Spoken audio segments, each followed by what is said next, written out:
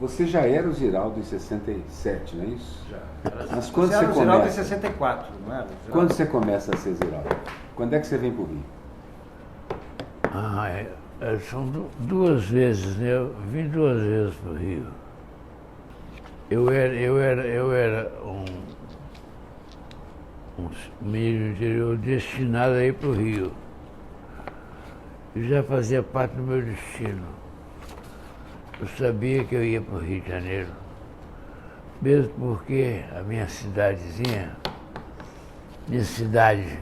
chama Caratinga de cidadezinha, eu estou fugido. A minha cidade tinha uma coisa prodigiosa. Ela tinha um trem que saía de Caratinga para o Rio de Janeiro. Direto de Caratinga ao Rio? Trem de Caratinga? De Caratinga ao Rio. Isso explica muita coisa. Eu lembro que meu avô era muito engraçado.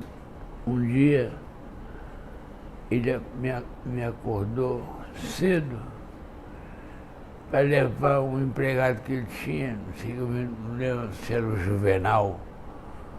A primeira vez que ele levou o Juvenal para a estação, aí o trem chegou, tchau, chegou. Aí eu ficou olhando para o Juvenal. Aí voltou para minha mãe, você não pode gastar nem um minuto com idiotas. Você não pode falar com idiota, você não pode falar, tem que ficar. É um perigo. Eu levo o Juvenal lá para a estação, aí o trem vai chegando, e aí eu falo, Juvenal, o que você está achando você? Mas isso faz fumaça, hein? O filho da puta, tudo que isso faz fumaça. Então Daí você vê, não se pode perder tempo. não vou perder tempo com esse cara não, mas isso faz fumaça. Mas isso é coisa do tempo dos nossos avós. Você, até um pouco eu, mas você foi muito influenciado por esse tipo de comportamento do interior. Eu acho que Caratinga continua dentro de você forte, né? Forte, é. E, aliás, dessa vez eu estou passando um tempo maior sem ir a Caratinga. Eu sempre tenho que voltar a Caratinga. É uma coisa de destino, né? Caratinga é uma fantasia que você tem na cabeça de se tudo der errado eu volto para Caratinga. Entendeu? Aeroporto, Porto Seguro. Mas porque a cidade sempre estava preparada para me receber, sabe? Não era uma coisa. Tinha outras cidades mineiras, ela tinha antes cidade mineira, porque se voltar para qualquer cidade do interior de Minas Gerais, é um perigo, porque você vai chegando, o cara diz, você estava em casa, você voltou, fracassou lá no Rio, né? Depois de 70 Para anos. voltar, depois de 70 anos, ter mudado a cara da cultura brasileira. A cidade é muito acolhedora. Tem. No meu caso, eu era um cara que tinha uma cidade. E eu acho que isso me ajudou muito por exemplo, tinha uma loja lá na principal rua de comércio da Caratinga, chamada Futurista, que todo desenho meu que saía publicado nos jornais, recordava eu programa na vitrine, aí você passava na rua assim, tinha sujeito lá na Galeria do vitrine. Ziraldo. É igual o cartão do Quino, lá em Caratinga tem uma estátua do Ziraldo e todo mundo na cidade tem a cara do Ziraldo. Pai da pátria. Não, a estátua que tem lá é do Menino Maluquinho. Do que Menino Maluquinho. é a maior estátua de um personagem de ficção que vira estátua no mundo. Mas hoje você tem, a Mafalda tem estátua, Tem. Tintim tem estátua. Tintim tem tudo, né? Tintim é a expressão da Bélgica, né? Eu era muito criança quando eu tive contato com os pererês. E de certa forma no Pererê você descreve a sua infância em Caratinga, né? Mais tarde eu vim descobrir que os nomes dos personagens eram todos da sua família, seus irmãos, meus amigos. seus amigos. Não, mas O G. a família não. O Geraldinho, o Ziralzinho nunca foi. O Ziralzinho nunca foi Personagem ficava Mas puta. o G era, e os amigos. O G era e os amigos todos. A onça e tal. É. Galileu, o meu amigo de infância, mais presente na minha vida. Isso talvez explique o realismo que aquilo tinha para mim, porque eu estava acostumado, começando a ler quadrinhos de Pato Dono, de Luzinha, que era o que tinha, mas achava que o seu quadrinho, Pererê, mostrava uma existência que os outros não tinham. A cidade dos outros é sempre uma coisa anódina. A sua não. Tinha rua, tinha fazenda, tinha córrego, tinha uma mata no fundo. Tinha...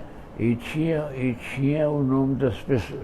E tinha o nome dos seus amigos. Isso era o que mais me impressionava, que os Os animais nomes de tinham gente. nome de gente. O nome de gente também acho impressionante. Exato, não tinha pitucas, Juca, Loloca, Leleca. Galileu, Geraldinho. Geraldinho, Alain. Alain é maravilhoso. Um menino morando na mata brasileira, chamado Alain. Era uma coisa. Esse deu um toque, deu uma dimensão extra naquela história em quadrinhos. Fato de pessoas terem nome de pessoas, né? Mas aí é o seguinte, uma pergunta que eu estava querendo te fazer. Você vem como designer, como desenhista, designer, caricaturista, ilustrador, quadrinista. Só que no meio do caminho você inventa também de escrever. Quando é que você começa a escrever? Você já era desenhista há quanto tempo? Você já tinha muito prestígio como desenhista. Eu sempre escrevi bem. Sempre tive facilidade para escrever. Mas eu não lembro, assim... Eu nunca me meti em escritor, não. Eu acho que foi quando você fez o primeiro livro, né? Talvez o Flicks tenha sido a sua... O Louis Armstrong é um cara que inventou dois instrumentos, duas maneiras. Um, a voz, o outro, o trompete. Você fez a mesma coisa, uma coisa com desenho. Você inventou um design, inventou um estilo, uma maneira de abordar o desenho. Influenciou todo mundo. Todo mundo desenhou pés e mãos gigantes, pontudos. As suas posições, você influenciou todo mundo. As soluções, As soluções que você dava, as achúrias que você fazia, a composição. Então, tá aí, é uma espécie de trompete, é como se fosse o Louis Armstrong tocando trompete. Tivesse o som, né? Aí você começa a escrever e vira o maior escritor infanto-juvenil brasileiro. Junto com o Monteiro, quer dizer, na verdade fica... Eu acho que já passou pela influência que você tem, provavelmente. Mas eu acho que a grande vantagem, a grande influência que o texto do Ziraldo tem é do desenho, entendeu? Que é aquela simplificação. Então, ele parte do desenho. Exatamente, a simplificação. E começa a escrever. Não perde tempo escrevendo o que não precisa. É isso. Né? Deve ser. Essa coisa Isso me impressionou sempre muito, porque são dois instrumentos compatíveis. Por isso que eu comparo com o Louis Armstrong, igual a voz e o trompete. Ele faz junto os dois o tempo inteiro. Como você fez, na verdade. O seu texto era importante na charge, mas o seu desenho foi uma coisa que orientou a maneira como você escrevia. Eu lembro uma Bienal que eu tive com você, e aí nós íamos para uma palestra, e naqueles carrinhos de golfe, estava você e eu, e no carrinho de trás o Maurício de Souza. E você não conseguia andar, o seu carrinho não mexia. As pessoas passavam por cima do seu lado, passavam por cima de mim para poder encostar em você e pedir autógrafo. Você tem que conhecer, dizer ela de Maurício. O Maurício, né? Tem que conhecer. É uma coisa internacional. É fantástico. É uma empresa genial, completamente desenvolvida. É completamente. Mas é muito bem organizada, muito competente. Por exemplo, você repara que eles estão fazendo um build-up do Maurício. De repente eles falam, peraí, por que nós não somos adotados nos colégios como o Ziraldo é, e nem a filha do Maurício nunca fica do tamanho do Ziraldo? Aí eles estão cuidando disso. Agora o Maurício está... Você repara que tem muito mais notícia do Maurício na imprensa do que minha. Vocês repararam isso?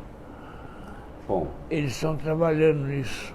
Eu acho que eles estão mudando esse enfoque. O Maurício está tentando se atualizar, fazer temas mais atuais, personagens mais ligados à juventude. O Maurício pegou aquelas crianças todas, os personagens dele, transformou em adolescentes atacou o ambiente da adolescência também. Então, ele, na verdade, ele viu quais eram os mercados para o quadrinho e está entrando em todos. Até anime que o Maurício fez. Agora eu tenho a informação de que ele vai fazer um personagem homossexual. Eu acho que é o mesmo caso do Franklin, do Charlie Brown. Tem um momento que você tem que fazer. O Charlie Brown tem um... O Charlie Brown, quando o Franklin, aquele personagem negro, apareceu, foi logo depois da morte do Luther King. Foi uma professora negra que pediu, mandou cartas para ele, e ele respondia pessoalmente às cartas, então escreveu dizendo que não dava, que ele não ia conseguir vender as tiras, mas ela insistiu, eles tiveram correspondência até que ele fez. E foi cancelado em vários syndicates lá, assim que ele botou o personagem, mas o personagem ficou, colou e pegou. Porque já era o momento. Ele mesmo concluiu isso. Como acho que é o caso do Maurício, ele tem um senso de oportunidade muito interessante. Muito. Ele coloca mesmo identidades, identitarismo, ele coloca... Mas é um pouco da equipe, né? Ele tem uma Você equipe. alguma vez sentiu essa necessidade de fazer alguma coisa porque o momento te pedia, porque a história te de personagens específicos? Você sabe que não. Mas eu estou te perguntando. Pois é. Ô Miguel, não, você estava lá. Pois é, mas eu quero que as pessoas saibam. Mas, de certa forma, acho que você foi colocando os personagens à medida que eles eram necessários. Por exemplo, Jeremias. Jeremias era um personagem essencial quando ele aparece. Superman também. Não, isso aí é o seguinte, arranjei um espaço no JB, que era o jornal mais bem feito do Brasil. Eu arranjei um espaço que no domingo era uma página inteira de desenho de humor. E eu já era caprichoso, já tinha um desenho buscado, original, né? Você acompanhando o dia a dia, hoje, você tem ideias para charges? Não. Porque eu me lembro de eu ter vindo aqui um dia, agora recentemente, quando eu voltei a fazer charges, você disse para mim assim, as charges têm que ser muito simples, você disse para mim. Eu me disse isso também. Eu fiquei com aquilo na cabeça, entendeu? Mas você não tem tido ideias para charges? Não, mas é tudo uma questão de método. Método. É verdade. Tudo é uma questão de método. Se você vai ser sagista, você vai ter ideia todo dia para ser sagista. Até mais de uma, né? Nós estamos brigando com 3, 4 reais por dia. Não dá para fazer isso tudo. Mas as ideias vêm, só que não dá para desenhar com Não dá para fazer. Já teve dia que eu fiz 3, Miguel fez 3 também, a gente escolhe uma e usa. Mas desperdício, tem um monte de desenho lá que eu não usei, que até desenhos que deram trabalho, que eu também sou caprichoso, aquele negócio. Você trabalha muito a charge. Dá um trabalho, porque o Jaguar falava isso. Você arrumou um pepino para você mesmo.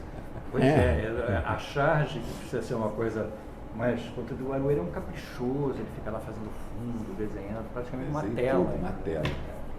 Mas também desenvolvi minhas maneiras de conseguir ser rápido, então a charge não sai prejudicada na sua imediata ação, não. Ela funciona.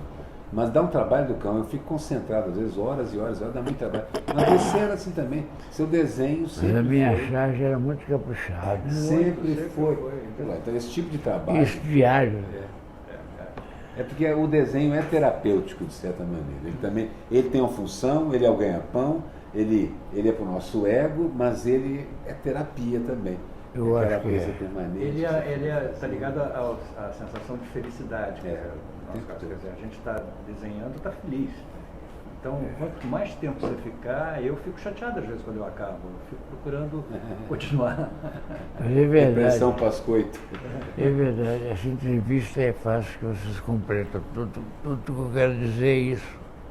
Era isso que eu queria dizer.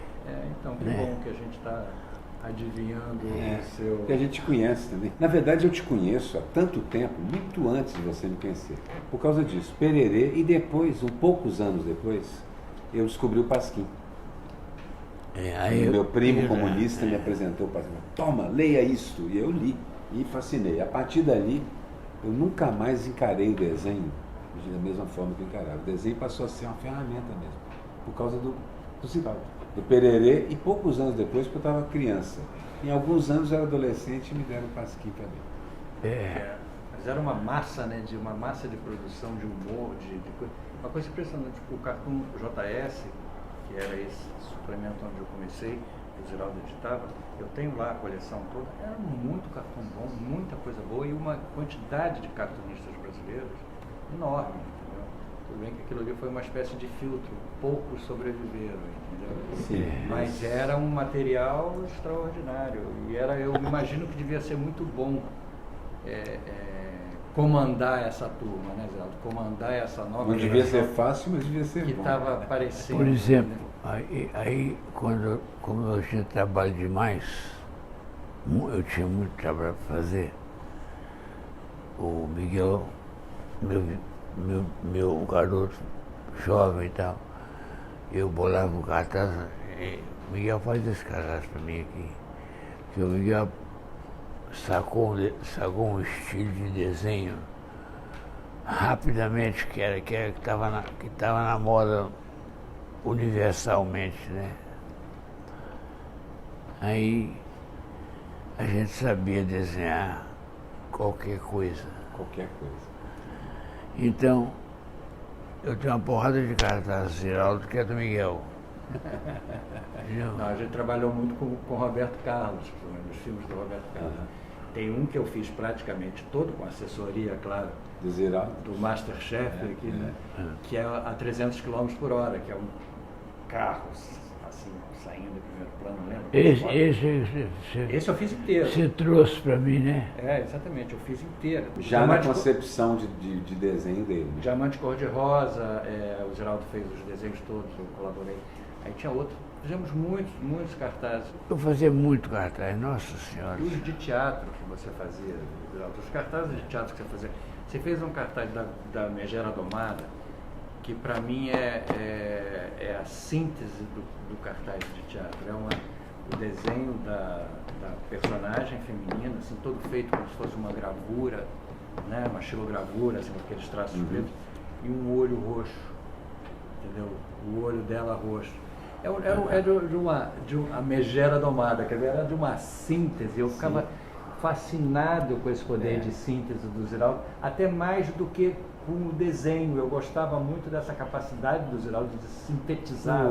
Ele tem uma ideia ali, né? O Ziraldo sempre foi uma isso. O ideia desenho, forte, ele me ensinou isso também. O desenho é o veículo de uma ideia. Você capricha doidado para aquela ideia, está muito bem embalada, mas tem que ter uma ideia levando ele para alguma coisa. Eu fiz alguns desenhos para você também, trabalhando com você em livro. Mais ou menos nessa mesma coisa. O Ziraldo me dizia o que queria, fazia o desenho e eu tinha que colorir ou completar um traço. Fazer mais livro infantil, porque eu estou passando para ele. Nós chegamos a fazer 2. Capricha, eu estou com uma ideia ótima aqui para o desenho, mas eu estou com a preguiça, filho da puta. Os últimos livros infantis que eu fiz estão lindos. Ele que ilustrou. Eu fiz algumas coisas, ele fazia as ilustrações principais e tal, e eu fazia os desenhos das meninas, eu fazia às vezes colorir o cabelo, ou fiz uns dinossauros, uns planetinhos, umas coisas que ele bola, me diz, e aí ele às vezes ligava para ele e falava assim, e aí Ziraldo, não é nada disso. Aí eu, pera aí um minuto, aí ele falava mais ou menos, voltava da época e dizia, você é um gênio, era exatamente isso. Mas eu tenho Mas só depois que acertava. Primeiro ele fala, não é nada disso, não é nada disso. Agora é isso, acertou. Então ele é um bom diretor nesse sentido, diretor de arte, porque ele sabe exatamente o que ele quer, né? Eu tenho 2 histórias interessantes com o Ziraldo que estão no meu livro, que uma foi o primeiro desenho que eu publiquei do Cartoon JS, que foi o meu primeiro cartoon oficialmente. O Ziraldo me fez redesenhar 10 vezes. Né? Eu levava lá para ele e dizia assim, não, tá bom não. Eu voltava para casa desenhando, mas não fazia muita diferença, ele dizia, não tá bom. Até uma hora, depois de quase 20 dias, entendeu? Eu disse, agora tá bom. E saiu, era um carro do DOPS, levando, o título era Enfim Caçados. Tinha umas latas e um carro do DOPS indo embora. Com as latas amarradas. Com as latas amarradas, exatamente. E o outro momento, quando eu trabalhava com o Ziraldo, nessa época que ele falou, que ele estava fazendo o Flix, e ele queria chegar na cor Flix. Não tinha computador. Né? Você tinha que chegar misturar na cor. Ali, né? No guache, exatamente. Aí eu tô lá tentando, uma hora ele passa por trás de mim assim, essa cor, essa. Aí paramos com aquela mancha, E depois ele me deu de presente autografado. E ele não tem essa mancha. Tenho, não. tá no livro, Ziraldo. Eu tenho, claro que eu tenho. Eu achei. Achou? Achei, imagina, tava na minha bagunça lá, claro, se eu vou perder uma coisa dessa. Tá lá, tá, uma página do livro é essa mancha, a mancha do Flicts. Pois é, então você vê, você influenciou todo mundo. Está falando que com 2 desenhistas a gente é profissional há décadas e décadas e décadas. E aqueles que a gente viu crescer também foram influenciados por você. É quase impossível não conhecer o desenho do Ziraldo. Você falou que não, fala-se muito mais, talvez, de outros. Não, acho que você ainda continua a ser, provavelmente, o desenhista mais lembrado o tempo todo. Eu acho que é o desenhista visceralmente mais importante no desenho brasileiro. O estilo é muito forte, né? Assim. Marcante. Mas foi igualzinho procurar um som de orquestra. O Miguel deve ter acompanhado isso. O quê? Eu procurando um estilo de desenho que fosse bastante reconhecido. Era uma coisa bem intencional, não era uma coisa que aconteceu. Espontânea que aconteceu. Você Não. misturou, Não. E coincide com a época de ouro da imprensa. É a época de ouro. Jornais, revistas, todo mundo publicava desenhos de humor. Qualidade de impressão, tiragens ninguém monumentais. desenhava como você. Ninguém. Era uma coisa muito particular. Você vê que o Jaguar, por mais genial que seja, ele tem umas coisas que o André François fazia, entendeu? Tem uma coisa... Milor também. Milor também, meio Steinberg. Tem aquelas muito coisas. Steinberg. Você era uma meio coisa, muito Steinberg. Você era uma coisa que a gente não conseguia achar uma referência, entendeu? Você passou a ser a referência das pessoas. Então você chegou a um estilo... porque você tinha um talento. Talvez a coisa que mais me impressiona no desenho de humor do Ziraldo era isso. As mãos. Os gestos. E você sempre desenhou mãos e pés aumentados em relação à proporção corporal. E é uma coisa que o Quino também fazia, porque isso aumenta a expressividade do desenho. Uma análise que eu faço. É muito mais. Você acompanha o desenho melhor. Porque as mãos estão indicando para você onde é que as coisas estão, na verdade. É sempre é como se fosse um flash num movimento, uma captura de um movimento. É um instantâneo.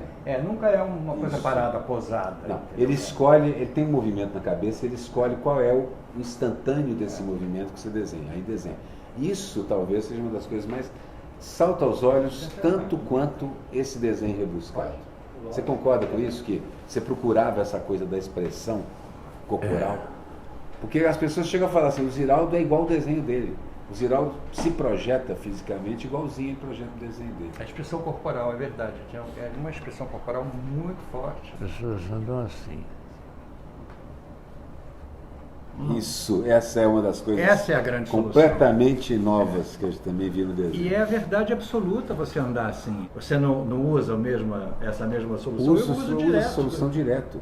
Uso porque quando eu comecei a desenhar, sem querer eu copiava o Ziraldo. Queria também, muitas vezes ia lá copiar o Ziraldo, mas muitas vezes copiava o Ziraldo sem sequer notar que estava copiando o Ziraldo. Então e a solução da mão, aquele negócio da mão assim, isso sim, os dedos, né, abrindo. Porque a mão tem uma tensão muscular diferente. A pessoa se desenha a mão assim, ela não funciona, nunca ela vai parar. Quando você solta a mão, ela encurva, os tendões puxam. O Ziraldo sempre botou isso no desenho. Então a gente notava isso sem notar. E quando eu olhava, o meu desenho já estava incorporando esse tipo de coisa. Essa andada é uma marca. É uma marca. Entendeu? Mas essa influência do desenhista e dessa capacidade de síntese. Eu assinava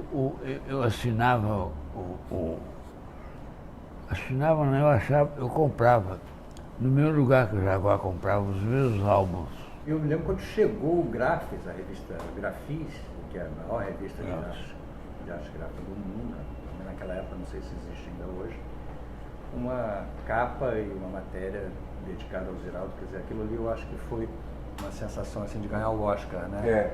Você ter esse reconhecimento internacional. Então, acho que o Ziraldo é o primeiro desenhista brasileiro a ter o reconhecimento internacional, está no Seleto Clube lá. Você fez deliberadamente, a sua busca de estilo foi deliberada. Você conhecia muito quadrinho, muito desenho, muito design. Não é verdade? Ou mesmo com as limitações de... Hoje você tem internet, mas vocês compravam os livros. Eu comprava, nossa senhora. E eu pegava carona nos livros. Quando eu viajava, eu tenho até hoje Os gráficos todos, se procurar, acha. Você tem montes de livros. Você tem todos Gráficos estão ali. todos ali, né?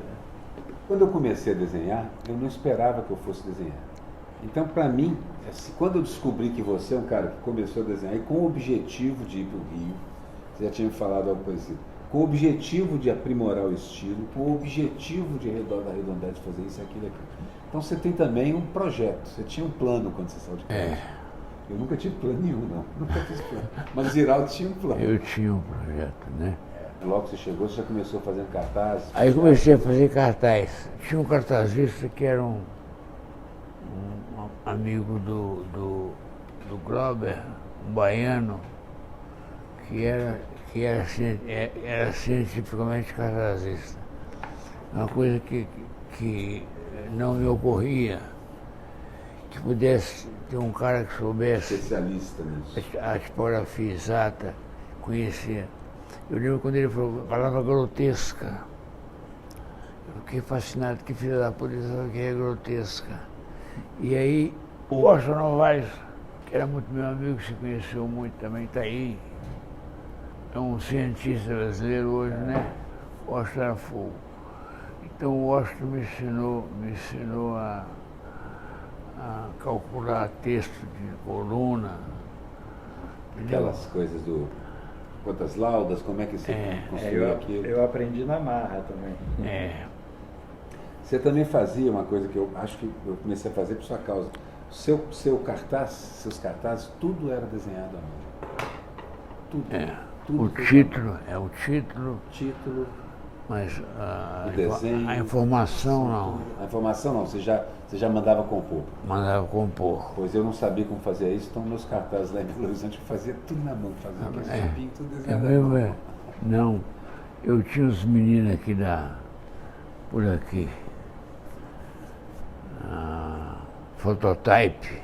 Poxa, isso é de tempos. A Fototype. Você misturava então fotografia, tipografia e desenho para suas soluções. Eu comecei a fotografar, a trabalhar com fotografia. Eu sempre fazia original enorme, né? Eu trabalhava com ele ampliado, reduzia, dava mão de obra, hoje que você faz em 2 segundos no computador. Você fazia arregaçando as mangas e indo domar. Você se sente mais um cartunista ou um jornalista? Eu não sou nada, eu não mexo com isso, não. Você não mexe com isso, não? Mas você sempre foi jornalista, você sempre trabalhou na imprensa. Sempre trabalhei na imprensa, mas eu não sei o que eu era, não. Eu era um cara, eu adorava fazer cartaz, meu negócio era ser cartazista. Eu queria ser. E é uma coisa fascinante, né? Se a gente também pudesse adorava. fazer. Eu fiz alguns e inteira adorei. fazendo cartaz. Eu me lembro uma vez o Ziraldo lá na Praça do Lido, lá no estúdio do Ziraldo na Praça do Lido. Nós estávamos assim numa noite em que nós deixamos fluir nossos desejos psicodélicos, né? E o Ziraldo ia para aquela janela assim que olhava toda a Praça do Lido, e eu fui ao lado dele e o Ziraldo, e eu entrei numas que eu era o Ziraldo e que ele era o meu pai. E ele começou a bater na barriga que nem seu Geraldo estava fazia. bebendo ou tomando, não? Seu Geraldo, seu pai fazia assim, né? Batia na barriga. Né? O Geraldo disse, meu filho. E eu enlouquecido, porque a gente estava numa viagem realmente ali naquela noite, e o Geraldo assumiu que ele era meu pai, mas não era meu pai, ele era o seu Geraldo. O pai dele. Pai dele. Pois é, a gente está falando aqui do design. Já fumava, Mas eu também estava. Estava. Lembro de um episódio no estúdio do Ziraldo, que foi uma coisa antológica. A chegada do disco dos Beatles, Abbey Road. O Abbey Road, que foi Chegou- o último a ser gravado, na verdade. Né? Foi. Você se lembra disso? Quando ele chegou num pacote, que tinha mandado importar, nós abrimos o pacote e escutamos Abbey Road ali no estúdio como se fosse assim, um ritual. Entendeu? Escutamos todas as músicas e foi assim um assombro. Né? A gente vivia nessa época que a gente se assombrava com um disco que chegava. O Ziraldo caiu do caldeirão. Ele pode até ter experimentado, mas ele realmente não estava precisando, não. Aí a gente está falando aqui do design, que você, todas as áreas do design, você mexeu em tipografia, você inventou tipologias, inventou uma letra que todo mundo copia até hoje, que é essa letra que é curva por fora, mas por dentro ela você retira retângulos e quadrados. Você fez o desenho de diagramação de jornais, você diagramou, você fez tipologia, logotipos, cartazes. O que mais falta aí, Miguel? Quadrinho. Dirigiu jornais, editou jornais. E isso coincidiu com o período áureo dessa imprensa. A imprensa impressa, a imprensa de rotativa, que hoje está acabando, hoje não tem mais jornal de papel. Mas naquele momento, a única forma da gente ter contato com esse tipo de desenho era através de revistas e jornais. Não existia internet nem nenhuma outra forma. Eventualmente você via numa apresentação de filme, no letreiro de filme, muita influência de tipologia e do cartoon. Na década de 60, por exemplo, e muito desenho animado de abertura de filme. Como é que chamava? Você chegou a fazer desenho animado, de alguma forma? Não, nunca tive. Nunca fez, né? Saul Bass era um grande... Saul Bass. Um grande animador de abertura de filmes. Sim, famosíssimo, fez várias. Fez coisa de Hitchcock, se não me engano. Hitchcock, muito Hitchcock. Era o máximo. E era um artista gráfico que fazia animação com muito humor. Ele só não passou para isso também porque talvez a indústria cinematográfica brasileira não tivesse contendo. Mas então assim, tudo aquilo que era a imagem, você foi e meteu o seu bedelho, foi lá e deu uma cutucada. Alguma área que você não tenha ido? Se você fazendo essa pergunta, realmente agora eu vou ter que pensar. Mas eu não consegui lembrar de nenhuma que você não tivesse ido. Eu enfiei o bico. Pintura, capa de livro, capa de disco, encarte, diagramação, projeto de jornal, tipografia, logotipia, painéis, murais. Você fez mural, fez o mural do Canecão, não foi só um, não, fez vários. Talvez grafite. Grafite o Ziraldo não fez. Você não fez. Você sente falta a gente sente falta da velha imprensa, do jornal, aquela que você ia na banca comprar jornal. Você acha que isso vai acabar matando o jornal, de que modo for? Não sei, eu não sei. Eu tenho pensado muito nisso. Eu acho o seguinte, você às vezes chega para a cidade, tinha uma banca, você via 10 caras lendo o jornal na banca, exposto, escrevendo manchete. Eu cheguei a fazer charge com essa cena. Verdade, lembrei de algumas aqui na minha cabeça. O cara examinando a notícia e comentando com alguém do lado. Não tem mais, né? Hoje é no celular. Hoje as bancas de jornais são lojas de conveniência. Você compra isqueiro, compra bala, compra remédio, compra café. E até revista. E eventualmente revista, mas cada vez menos jornal e revista. Porque os títulos estão fechando e os jornais reduzindo a tiragem. Mas o jornalismo existe, ele está na internet. O seu desenho, por exemplo, e a gente vai, de certa maneira, começar a fazer isso lá no 247, o seu desenho é perfeito para a internet por causa da precisão dele. Ele é bom de ver pequenino e é bom de ver grande. Você pode aumentar sem parar e o desenho mas aí você chega nessa idade, você não tem que provar mais nada nem para você, entendeu? Então baixa essa preguiça aqui. Mas você tem que mostrar, o que a gente quer fazer é mostrar aquilo que você já fez. Entendeu? Isso que é importante, entendeu? Que você continue a ter o espaço, porque é como ele disse, a imprensa de hoje na internet, ela é um espaço perfeito, ela inclusive necessita que o desenho seja limpo, necessita que o desenho seja preciso, entendeu? Então eu acho que vai ser ótimo a gente ter um espaço onde a gente possa republicar ou até eventualmente publicar um desenho seu. Eu acho também isso, assim, uma coisa que eu acho importante a gente contar e, se possível, documentar, é que isso que a gente estava conversando, você atuou em todas as áreas da imprensa. Todas as áreas da imprensa. Você fez a ideia de que o design gráfico, a própria ideia de desenho gráfico, desenho de imprensa, você está embutido nela, você está intrinsecamente ligado a ela. Você desenhou o jornal, tudo que a gente já falou. Então, eu acho que era importante mostrar essas facetas todas, porque é raro na história um design tão completo. Você encontra um cara feito Quino, maravilhoso no quadrinho, no cartoon.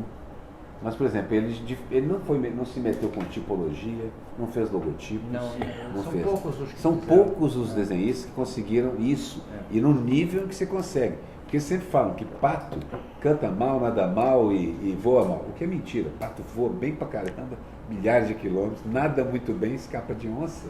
Anda, pato faz tudo muito bem. Então eu acho que na verdade você fez muitas coisas e todas elas muito bem.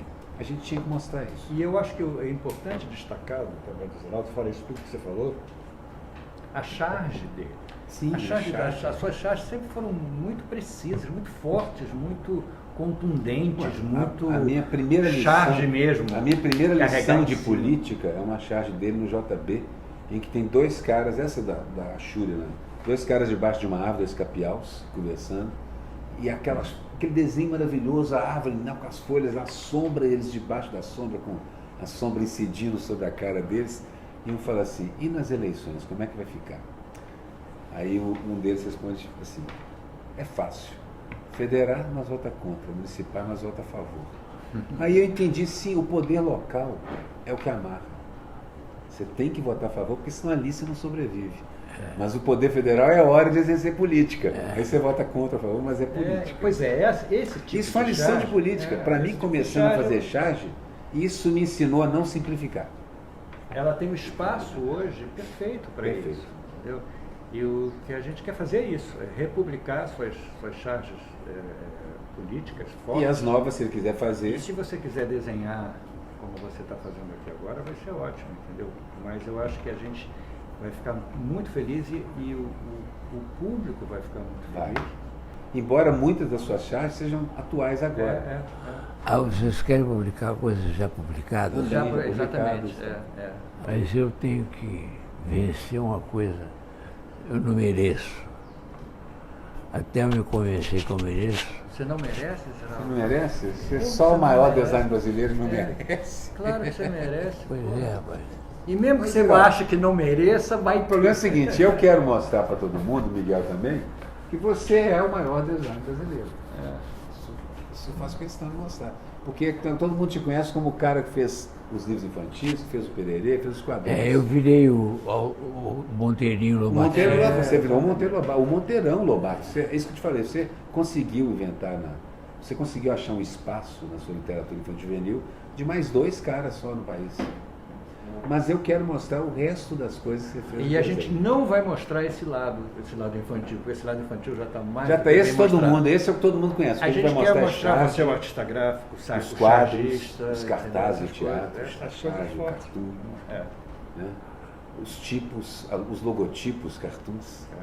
Aqueles quadros dos heróis, por exemplo, sempre me fascinou aquele negócio dos heróis. Nessa época em que Marvel e DC são os donos da comunicação mundial, você já tinha mostrado quem eles eram há tempos atrás.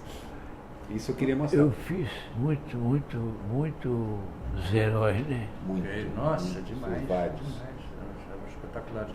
E era um veio, né? Uma grande tudo ideia. Desse tamanho, né? Os tamanhos eram gigantescos, né? Que você fazia, né? Cartazes. O Tarzan é um clássico. Gigantesco. O Tarzan com a gente segurando o pau. Houve uma exposição no museu e os artistas todos levaram seu trabalho e fizeram uma exposição lá. Você lembra, não? Lembro. A paciência que eles tinham comigo era muito comovente. A paciência, né? Ô velho, não se meta. A gente tá... Mas você não era velho naquela... Você não era velho. O Veríssimo, nós que éramos jovens quando a neta do Veríssimo nasceu, ele escreveu uma crônica onde ele contava que ela ficava olhando para tudo com os olhinhos regalados.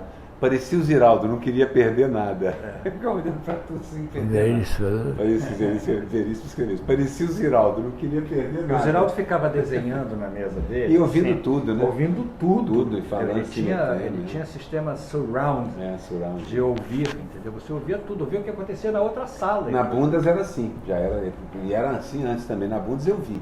Ele fazendo as coisas e atento a tudo que estava acontecendo também.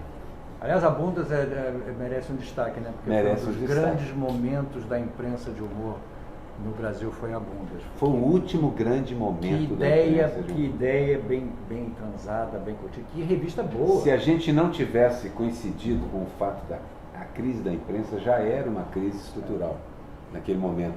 A ideia de imprimir no papel estava começando a ficar cara demais. Se não fosse isso, essa era uma revista para ser...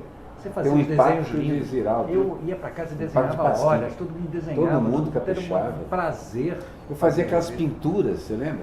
Que o Ziraldo falou assim, não precisa fazer isso. Copia, tira xerox, recorta a caricatura e põe assim. Não, eu quero desenhar tudo. Eu fazia tudo. Fez muita coisa.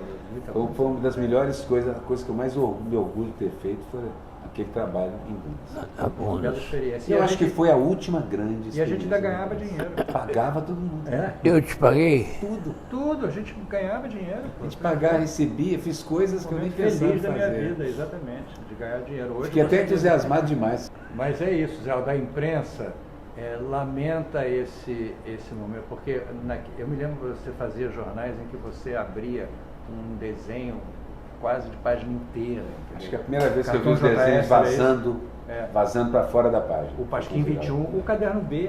O Caderno B. Você fazia isso no JB, que essa coisa, esse valor que foi dado ao desenho, hoje o desenho está encarcerado na tela de um computador ou de um celular. Você não tem mais o espaço.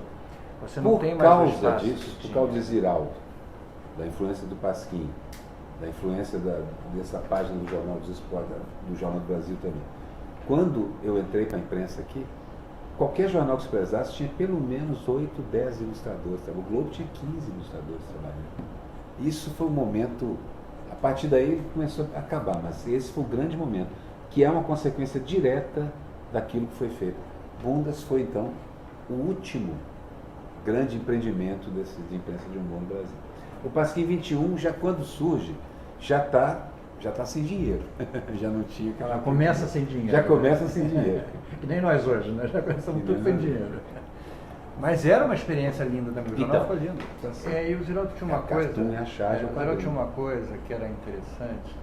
Toda vez que a gente se encontrava, ele dizia, tive uma ideia para um jornal, tive uma ideia para uma revista. Essa inquietação que o Ziraldo tinha era uma coisa que alimentava muito a gente. 3 ou 4, né? Você estava sempre querendo fazer alguma coisa, mesmo que eu não estava fazendo, queria fazer alguma coisa. Quer dizer, então isso era um sentimento que é difícil você encontrar hoje nessa área da imprensa, ou mesmo nessa área da informação. A informação, ela continua, mas ela ainda está encontrando Você vê um que a caminho. gente está no 247, nós estamos reconstruindo uma imprensa de outros modos, estamos aprendendo a fazer.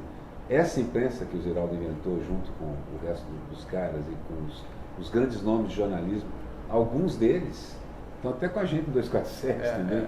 A velha Essa imprensa está com a gente no 247. não existe mais porque não há mais um meio físico. Você tem vontade de falar sobre o Brasil? Eu tive vontade de ter a charge todo dia, mas eu não tenho mais ânimo, nem disposição a todo dia fazer uma charge. Mas é tão monótona a panorama brasileiro que você tem uma charge só para fazer.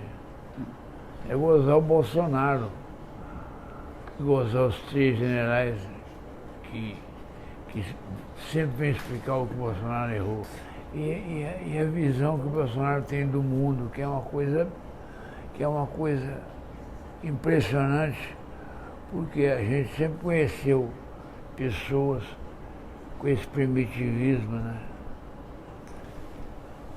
Que raciocina assim como... E de repente essa raça assume poder no país.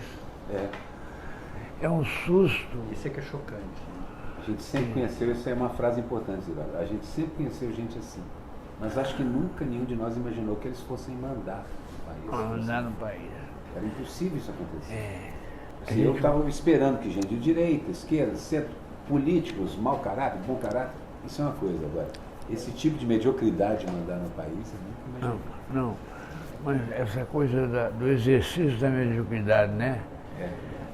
Agora, nunca conduzido os destinos do país, né? É impressionante como é que eles eram mais, como eles são mais competentes que a gente, né? E você não sente uma perplexidade na imprensa, na grande imprensa? Porque agora todo mundo tem medo de perder o emprego. Porque você não tem emprego. Já tem pouco. Pô, você tem emprego para poder sustentar a família e todo mundo é pai de família.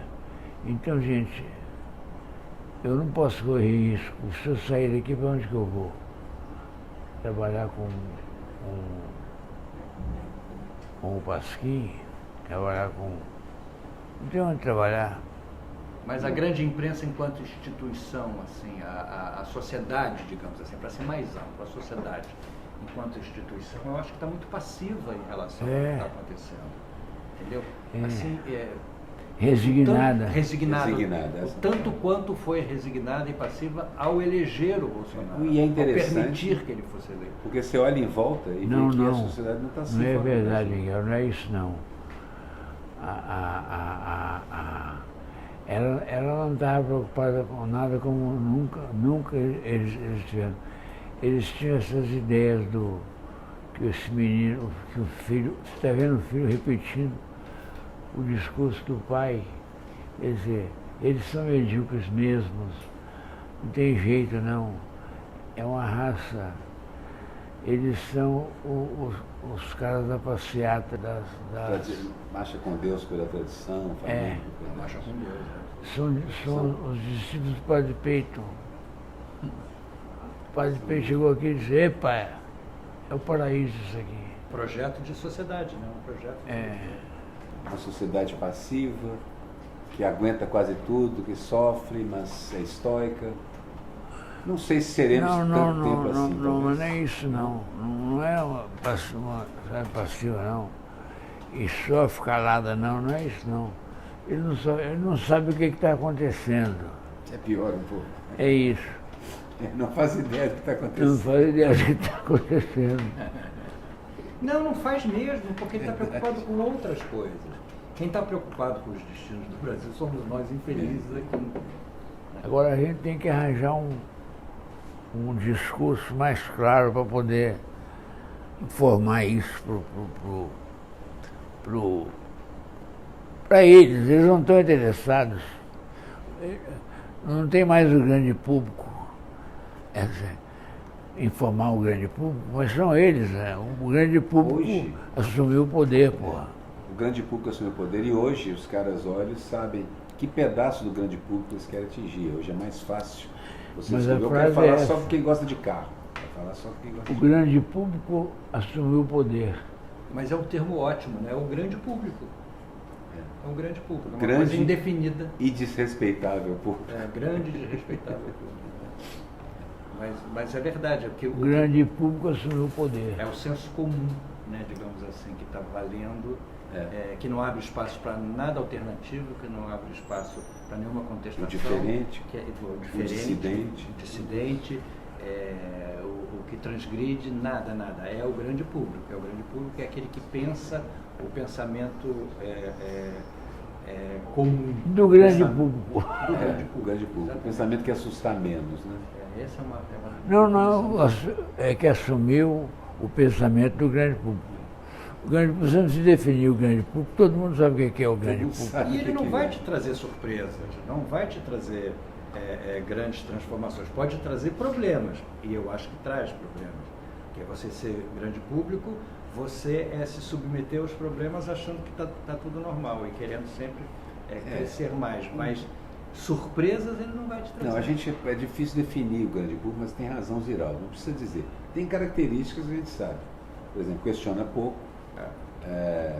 aceita as verdades mais simples como verdades, mesmo que não sejam. A explicação que der menos trabalho para essa pessoa é a que ela vai passar a utilizar. É por isso que é simples você chegar e dizer para o grande público, a culpa é daquele cara ali, podem ir lá bater nele e lixar, o pessoal vai.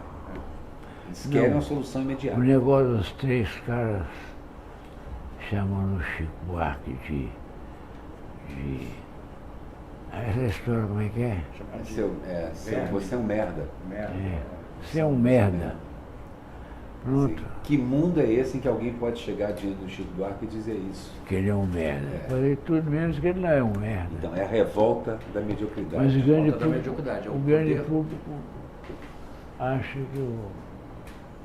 que ele é um... Eu nem sei se merda. acha, mas acredita nisso, entendeu? acredita. Quando dizem, eles acreditam. E ainda vai nisso contar também. para os amigos, poxa, chamei o Chico Buarque de merda. O grande Cara dele, público assumiu o cara poder.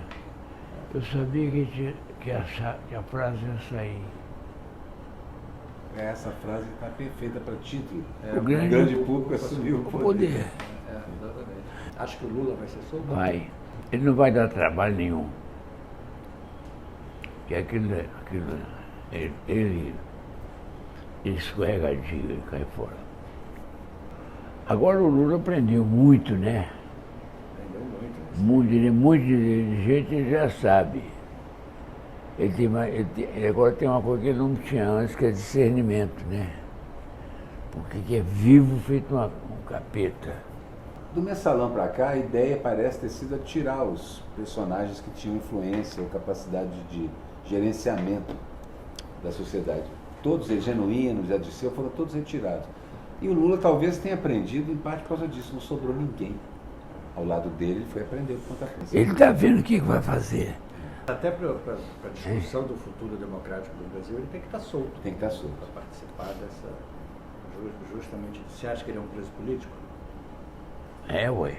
Claro, Exatamente. Eu claro. me lembro uma vez quando ele foi eleito a primeira vez, que houve uma reação da sociedade, a burguesia ficou inquieta quando ele foi eleito.